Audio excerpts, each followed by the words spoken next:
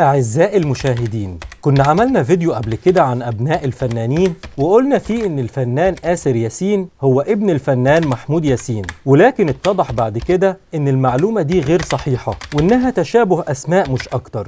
علشان كده عملنا الفيديو ده بالتحديد عن شخصية الفنان آسر ياسين والكل اللي عاوز تعرفه عنه. هدفنا في قناة عكس التيار هو إرضائكم دايما وتقديم كل ما هو جديد. تابع الحلقة للآخر واعمل لايك واشتراك في القناة علشان يوصلك كل جديد. أنا معكم بشوي أفلامين، يلا بينا نعرف كل حاجة عن شخصية الفنان آسر ياسين.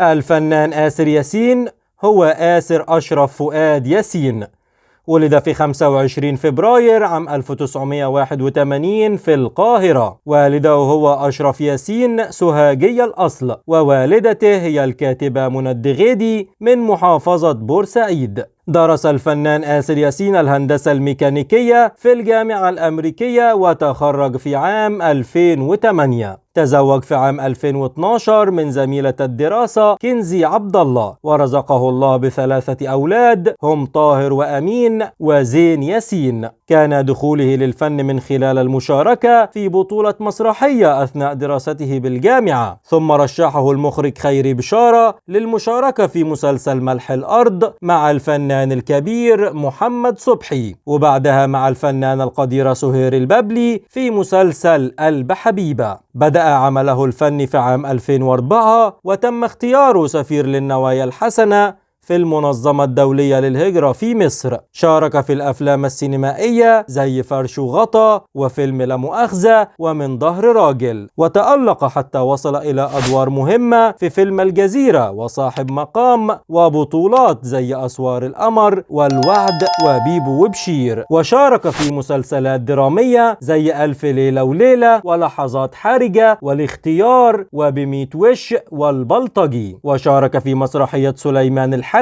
وزيارة للجنة والنار وفي المسلسل الإذاعي البيج مليون. فهو قدم وشارك خلال مسيرته الفنية 22 فيلم و20 مسلسل و5 مسرحيات ومسلسل إذاعي واحد حتى سنة 2022. حصل الفنان آسر ياسين على جوائز كتير زي جائزة أحسن ممثل من مهرجان قرطاج الدولي في تونس عن دوره في فيلم رسائل بحر في عام 2010. كما حصل على جائزة أفضل ممثل من مهرجان مالمو في السويد عن دوره في فيلم رسائل بحر في عام 2011. وحصل أيضا على جائزة أفضل ممثل في مهرجان تطوان السينمائي بالمغرب عن دوره في فيلم أسوار القمر في عام 2015. ودي كانت حلقتنا عن الفنان الكبير آسر ياسين. لو عجبتك الحلقة اعمل لايك وسبسكرايب للقناة وفعل زر الجرس علشان يوصلك كل جديد. كان معكم بشوي أفلامين عكس التيار.